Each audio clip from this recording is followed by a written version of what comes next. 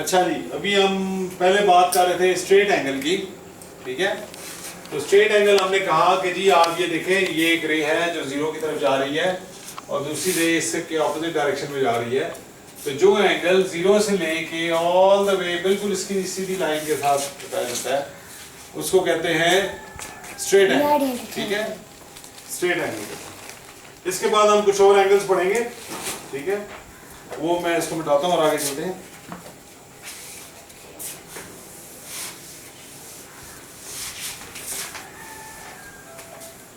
ये बने रहने देते हैं ताकि जो है ना ये आपको समझ आता है कॉन्सेप्ट क्या है। एक कॉन्सेप्ट आ रहा है इंपॉर्टेंट एंगल पेयर्स, ठीक है। एंगल पेयर्स का मतलब है दो दो एंगल्स एक तरह के कैसे होते हैं, ठीक है। तो उनके भी नाम, एक स्पेशल नाम होते हैं, ठीक है। पहला एंगल जो है उसको कहते हैं complementary angles, complementary angles, complementary angles. यहां पे दो एंगल्स होंगे हमेशा जब हम इनकी बात करेंगे, ठीक है। अगर आपके पास एक एंगल है ए, ठीक है, ये एक एंगल है दो रेज से बना है, ठीक है। ये था O, ये था A और ये था B, और इसकी कोई भी एंगल था 90 से कम, ठीक है, 40 डिग्री था मिसाल के तौर, ठीक है। और दूसरा एंगल जो है वो भी इस तरह बना है, ठीक है। ये है C, ये है O और ये है D, और ये एंगल था 50 डिग्री। वो 40 डिग्री का है, ये 50 डिग्री का है। तो जब इन दोनों एंगल्स को आपस में जमा करें तो क्या बनेगा? 90 बनेगा। तो angle AOB, angle AOB plus angle COD, जब इन दोनों को जमा करें और टोटल एंगल बने 90 डिग्री, तो इन दोनों एंगल्स को आपस में कॉम्प्लीमेंट्री एंगल कहते हैं। कॉन्सेप्ट समझ आ गया? कोई से भी दो एंगल जब आपस में जमा किए जाएं और उनका टोटल जो है 90 डिग्री बने तो उसको कॉम्प्लीमेंट्री एंगल कहते हैं। एक और एग्जांपल देखते हैं।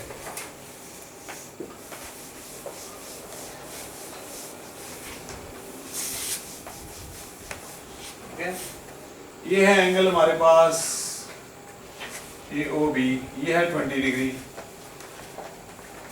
दो रेज हैं AOB 20 डिग्री है, ठीक है। दूसरा एंगल है हमारे पास एक और, ये 70 डिग्री है, ये C है, ये O है और ये D है। इन दोनों को जमा करें तो क्या बनेगा? 90 डिग्री।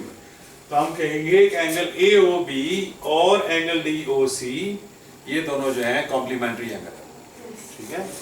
अच्छा जी, अब हम एक और पेयर बनाते हैं एंगल्स का। दो पेयर होने चाहिए, पेयर होना चाहिए, दो एंगल होने चाहिए। एक एंगल हो गया हमारे पास, थोड़ी सी डायरेक्शन चेंज करते हैं, ये एंगल है 30 डिग्री, ठीक है।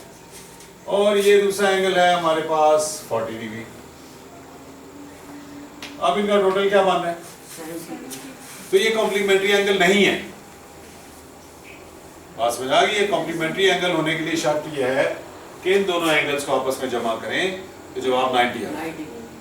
ठीक हो गया? उनको कॉम्प्लीमेंट्री एंगल्स कहते हैं। आगे चलिए। उसके बाद आता है सप्लीमेंट्री एंगल्स। Supplementary, SUPPLEMENTARY।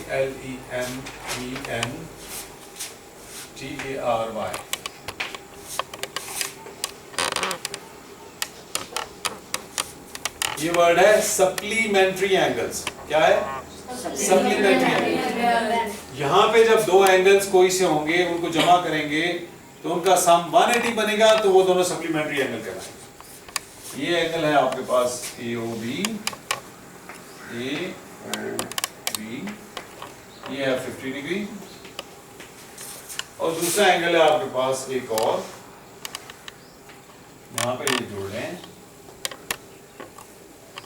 ठीक है, तो ये है 130, तो इन दोनों का सम क्या बन रहा है 50 और 130 का सम बन रहा है 180 डिग्री। ये दोनों एंगल जो हैं ये प्लस ये दोनों सम होके 180 बनाते हैं, इसलिए इन दोनों को क्या कहते हैं, क्या कहते हैं, सप्लीमेंट्री एंगल। शाबाश, सप्लीमेंट्री एंगल्स, ठीक है। अगर ये दोनों ऐड होके तो 90 बने तो कॉम्प्लीमेंट्री एंगल कहते हैं, दोनों ऐड होके 180 बने तो क्या सप्लीमेंट्री। गुड,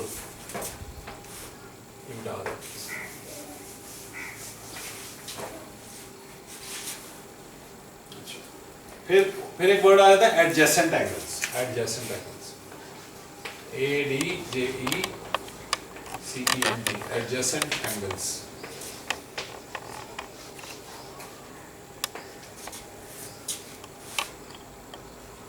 अच्छा, इसमें दो एंगल्स होते हैं सेम प्लेन पे, ठीक है, two coplanar angles with the same vertex and a common side but no interior point is common.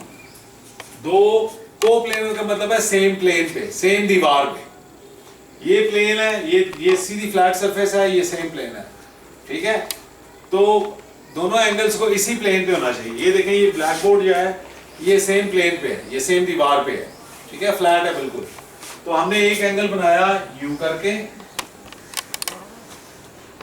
ये एक एंगल हो गया, ठीक है, और एक एंगल इसी पॉइंट से जहां से ये एंगल शुरू हो रहा था उसी पॉइंट से फिर चलेगा। दूसरा किसी कोई भी वैल्यू हो सकती है उस एंगल की, ठीक है। ये एंगल है 1, ये एंगल है 2, ये था AOB और ये है BOC, ठीक है। तो आप ये देखें कि ये दोनों एंगल सेम प्लेन पे हैं, यानी कि सेम फ्लैट सरफेस में। सेम सरफेस में होने का मतलब ये है कि कोप्लेनर एंगल है। कोप्लेनर मींस दोनों उसी प्लेन पे हैं। ये दीवार है ना, ये एंगल भी इसी दीवार पे है, दूसरा एंगल भी इसी दीवार पे है। दूसरा एंगल इस तरह वाली दीवार पे नहीं है, ये वर्टिकल दीवार पे ही है। जब इस तरह वाली दीवार, जब ये दीवार, एक एंगल इस दीवार पे है, इस दीवार पे है, और दूसरा एंगल इस दीवार पे है, तो ये कोप्लेनर नहीं है। इसलिए एक प्लेन ये है और एक प्लेन ये है, ये दोनों डिफरेंट प्लेन्स में एंगल, तो वो कोप्लेनर नहीं है। बेशक यहां से एक एंगल यूं लगाओ और ये लाइन हो और दूसरा एंगल यूं लगाओ, फिर भी वो सेम प्लेन पे नहीं है। बात समझ आ रही है? तो एंगल्स को सेम प्लेन पे होना चाहिए पहले, ठीक है। उनका वर्टेक्स एक होना चाहिए। वर्टेक्स मींस कि जिस पॉइंट से एंगल एक एंड पॉइंट होना चाहिए दोनों एंगल्स का, ठीक है, और एक लाइन उनमें कॉमन होनी चाहिए, ठीक है। ये देखिए, ये लाइन कॉमन है दोनों में, AOB और BOC, ये OB लाइन कॉमन है, ठीक है। इसलिए इन एंगल्स को कहते हैं एडजेसेंट एंगल। अब जरा मेरी तरफ देखें, ये है किताब, ठीक है, इसमें ये लाइन है OB, ये वाला लाइन है ऊपर OB, ठीक है। एक OA जो है यहां से शुरू हो रही है और इधर जा रही है, बात समझ आ रही है, इस प्लेन पे, इस फ्लैट सरफेस पे। OC जो है वो इस फ्लैट सरफेस पे इधर जा रही है, बात समझ आ गई है। तो ये एडजेसेंट एंगल नहीं है, इसलिए कि बेशक इनकी एक लाइन सेम है, ठीक है, एक लाइन सेम है, बेशक इनका वर्टेक्स सेम है, जिस पॉइंट से शुरू हो रहे हैं वो सेम है, एक एंगल इस प्लेन पे है, दूसरा एंगल इस प्लेन पे है, ये कोप्लेनर एंगल्स नहीं है, दो डिफरेंट प्लेन्स पे एंगल्स, इसलिए इनको एडजेसेंट एंगल नहीं कहेंगे। एडजेसेंट एंगल उस वक्त कहेंगे जब ये शक्ल है बोर्ड की, यहां से एंगल शुरू हो रहा है, नीचे जा रहा है, ये स्ट्रेट लाइन है, जैसे यहाँ पे देख रहे हैं, ये यहाँ से स्ट्रेट लाइन है, ये एंगल जा रहा है और ये एंगल जा रहा है और ये सेम दीवार पे है, सेम दीवार पे, उस वक्त इनको कहेंगे एडजेसेंट एंगल्स। क्या कहेंगे? एडजेसेंट एंगल्स, ठीक है। आगे सुनो, हमने कॉम्प्लीमेंट्री एंगल पढ़ लिया, सप्लीमेंट्री पढ़ लिया, एडजेसेंट पढ़ लिया। बहुत सिंपल से कॉन्सेप्ट है, अगर आपको समझ आ गए तो सारी जिंदगी के लिए समझ आएगा, नहीं समझ आया हुआ तो पूछें। फिर एक चीज होती है वर्टिकल एंगल्स। वर्टिकल एंगल्स अच्छा, यहां पे वर्टिकल एंगल जो है आपके पास, एक स्ट्रेट लाइन ये है, दूसरी स्ट्रेट लाइन ये है, दोनों आपस में इंटरसेक्ट कर रही हैं। ये लाइन है, लाइन सेगमेंट नहीं, लाइन है, लाइन सेगमेंट भी हो सकता है, ठीक है। ये आपस में इंटरसेक्ट कर रही हैं, यानी कि इस पॉइंट पे इंटरसेक्ट कर रही हैं। तो अब आपके पास कौन कौन से एंगल बन रहे हैं? आपके पास एक एंगल बन रहा है 1 है ना इन दोनों लाइनों के दरमियान है। दूसरा एंगल बन रहा है 2, ये वाला, ठीक है, इन दो लाइनों के दरमियान। तीसरा एंगल बन रहा है 3, ये वाला, और चौथा एंगल बन रहा है 4, ये वाला, ठीक है। अब ये देखें कि एंगल 1 जो है उसके बिल्कुल ऑपोजिट साइड पे एंगल 3 है। तो 1 और 3 एंगल हो गए, इनको कहेंगे वर्टिकल एंगल्स। एक मेरे सर के ऊपर बन रहा है, मेरा दूसरा मेरे सर के नीचे बन रहा है। बात समझ आ रही है? एक देखें, इस वर्टेक्स को देखें, वर्टेक्स की राइट साइड पे बन रहा है, एक वर्टेक्स की लेफ्ट साइड पे बन रहा है। बात समझ आ गई? तो जो वर्टेक्स की राइट साइड पे बन रहा है उस एंगल का नाम 1 है, इस एंगल का नाम 3 है। 1 और 3 आपस में क्या है? वर्टिकल है, इसलिए इनको कहेंगे वर्टिकल एंगल। दूसरे वर्टिकल एंगल कौन से हैं यहाँ पे? 2 और 4, इनको भी वर्टिकल एंगल कहेंगे, इसलिए कि 2 इस तरफ बन रहा है और 4 इस तरफ बन रहा है। ये एक्यूट है, ऑब्ट्यूज है, जो मर्जी है, डजंट मैटर, ठीक है। इनका नाम होता है वर्टिकल एंगल्स, और ये एक दूसरे के ऑपोजिट साइड पे बन रहे हैं। और दूसरी प्रॉपर्टी ये होती है कि एंगल 1 जो है, एंगल 1 ये बराबर होगा एंगल 3 के, हमेशा। ये चीज आपने हमेशा के लिए याद रखनी। एंगल 1 एंगल 3 के बराबर होगा। अगर ये 30 डिग्री का है तो ये भी 30 डिग्री का होगा, अगर ये 50 डिग्री का है तो ये भी 50 डिग्री का होगा, अगर ये 90 डिग्री का है तो वो भी 90 डिग्री का होगा, ठीक है। इसी तरह एंगल 2 बराबर होगा एंगल 4 के। हमेशा वर्टिकल एंगल जो हैं वो एक दूसरे के बराबर होते हैं, हमेशा। ये ट्रिग्नोमेट्री का एक रूल है, लॉ है, ये याद रखना। वर्टिकल एंगल्स क्या होते हैं? बराबर होते हैं, एक दूसरे के बराबर होते हैं। 1 और 3 आपस में बराबर होंगे, 2 और 4 आपस में बराबर होंगे, ठीक है। तो आपको वर्टिकल एंगल समझ आएगा। अच्छा, फिर एक और कॉन्सेप्ट, अब हम एंगल से थोड़ा सा आगे बढ़ते हैं, ठीक है, क्योंकि मजीद ये एंगल्स की कॉन्सेप्ट आने हैं, लेकिन उससे पहले कुछ और चीजें आपने सीखनी है। वो होती है, एक कॉन्सेप्ट है जिसको पैरेलल लाइंस कहते हैं, पैरेलल लाइंस। इसको लिखते हैं पैरेलल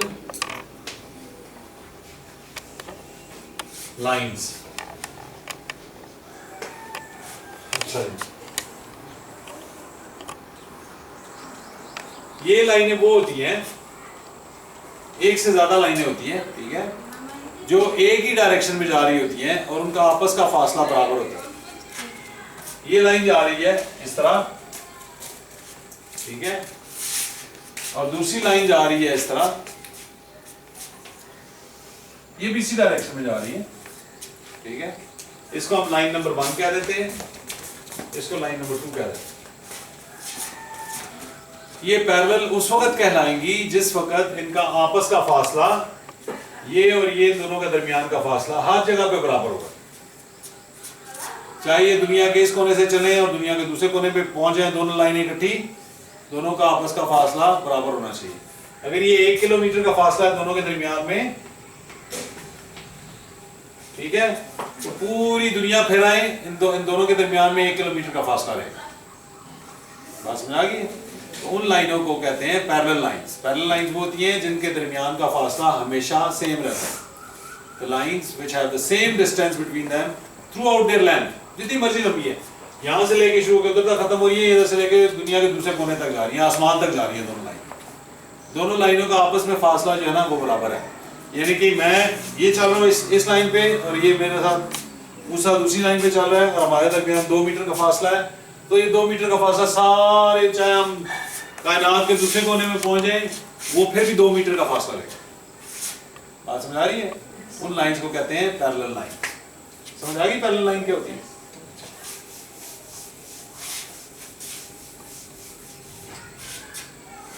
जिस मर्जी डायरेक्शन में जा रही है, ये नीचे की डायरेक्शन में जा रही हैं, ठीक है, इधर जा रही हैं, फासला बराबर है, ये इधर जा रही हैं, फासला बराबर है, ये इधर जा रही हैं, फासला बराबर है। हमेशा ये जो है ना पैरेलल लाइंस कहलाएंगे, कोई डायरेक्शन का कोई कैद नहीं है किस तरफ जा रही है, लेकिन दोनों लाइनों के दरमियान का फासला सेम है थ्रू आउट।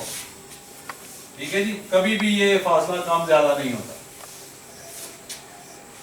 Parallel lines. फिर एक आ जाता है ट्रांसवर्सल लाइंस, ट्रांसवर्सल लाइन,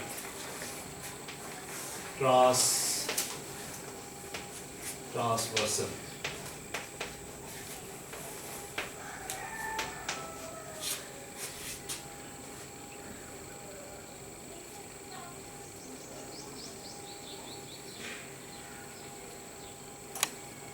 अच्छा, इसका नाम ट्रांसवर्सल लाइन, ट्रांसवर्सल कहलाते हैं। ठीक है, अगर ये वो लाइन होती है जो कोई सी भी दो लाइनों को काट रही होती है, चाहे वो लाइनें पैरेलल है चाहे वो पैरेलल नहीं है, जो लाइन इन दोनों को काटती है उसको कहते हैं ट्रांसवर्सल। अ लाइन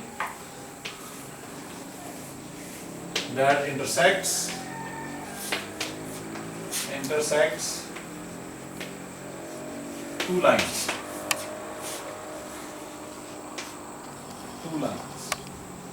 वो लाइन जो दो लाइनों को इंटरसेक्ट करे। वो दो लाइनें पैरेलल हैं तब भी कोई बात नहीं है, अगर पैरेलल नहीं है तब भी कोई बात नहीं।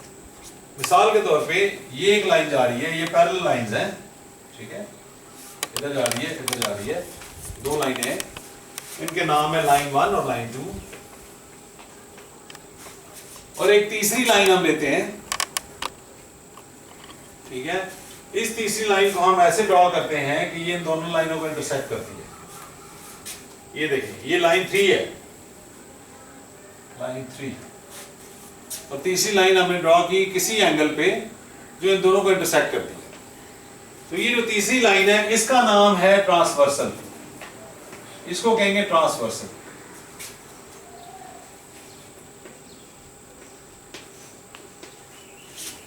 इसको कहेंगे ट्रांसवर्सल। समझ आइए ट्रांसवर्सल क्या होती है? ठीक है, ये मैंने आपको इस डायरेक्शन में लाइन ड्रॉ करके दिखाई, ये लाइन इस डायरेक्शन में भी हो सकती थी,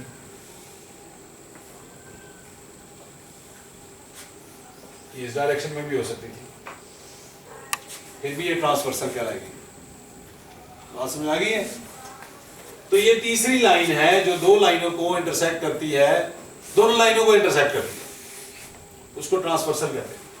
ये लाइन इस डायरेक्शन में भी हो सकती थी, ये लाइन यूं करके भी हो सकती थी, ऐसे करके, ये देखें ऐसे बिल्कुल साथ साथ से गुजरी, फिर भी ये ट्रांसवर्सल है। इस लाइन को वर्टिकल होने की जरूरत नहीं है, ये लाइन जिधर से मर्जी काटे, दोनों इसने दोनों लाइनों को काटा है, यहाँ पे इसने इसको काटा, इस पे इधर इसने इसको काटा। ये जो तीसरी लाइन हमने ड्रॉ की है इस लाइन को कहते हैं ट्रांसवर्सल लाइन। क्या कहते हैं? Transversal line. अच्छा, ये तो मैंने आपको पैरेलल लाइनों को इंटरसेक्ट करते हुए दिखाया, ये पैरेलल ना हो तब भी ये ट्रांसवर्सल लाइन ही कराएगी। मिसाल के तौर पे दो लाइनें हमारे पास, ये वाली एक लाइन ये है और दूसरी लाइन ये है, ठीक है, ये दोनों लाइनें पैरेलल नहीं है। ये देखिए, ये लाइन इधर जा रही है, ये लाइन इधर जा रही है, हो सकता है आगे जाके दोनों लाइनें आपस में इंटरसेक्ट हो जाए, डेफिनेटली इंटरसेक्ट होंगी।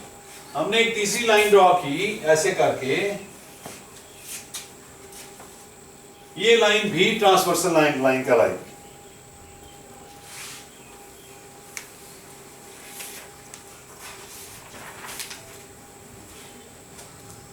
बात समझ आई है? इसको भी आप ट्रांसवर्सल लाइन कहेंगे। तो दो लाइनें चाहे पैरेलल हो चाहे पैरेलल ना हो, उनको जो एक लाइन आप इंटरसेक्ट करती है दोनों लाइनों को, उसका नाम होता है ट्रांसवर्सल लाइन। चलो आगे चलते हैं।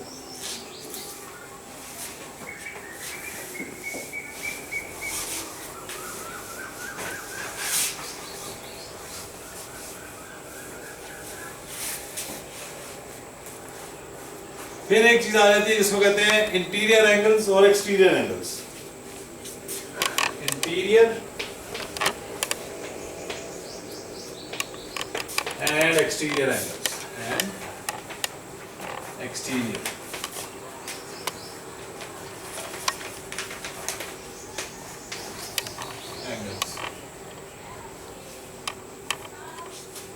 ओके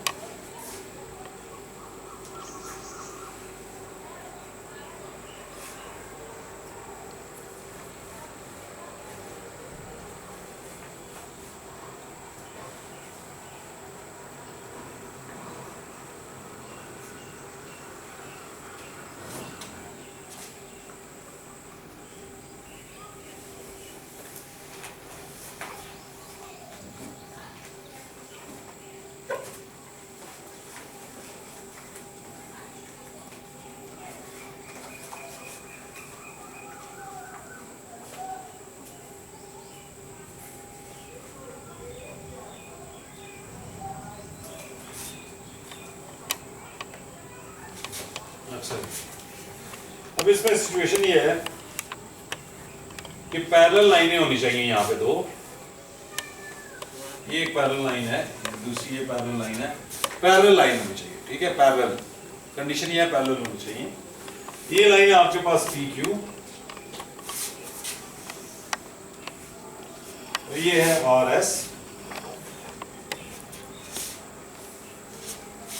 ठीक है।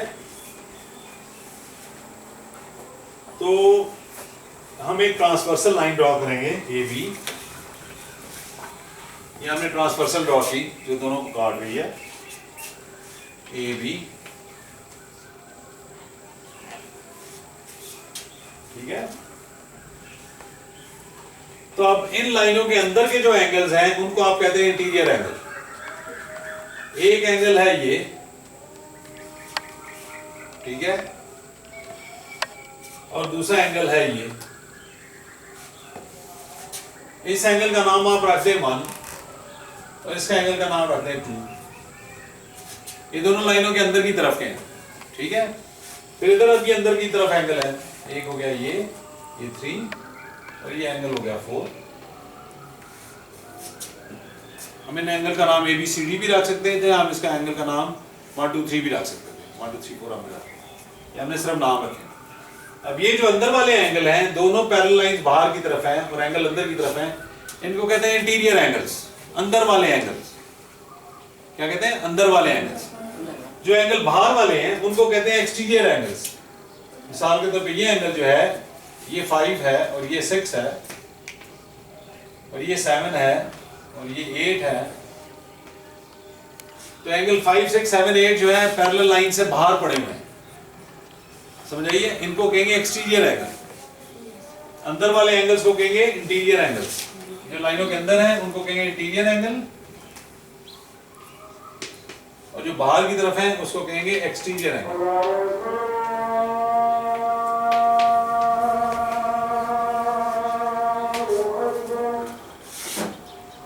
बात समझ आ गई है? नेक्स्ट टाइम हम यहां से शुरू करेंगे क्योंकि इनकी आगे से प्रॉपर्टीज होती है, फिर हम वो देखेंगे एंगल्स के क्या properties. Okay, thank you very much, see you next time.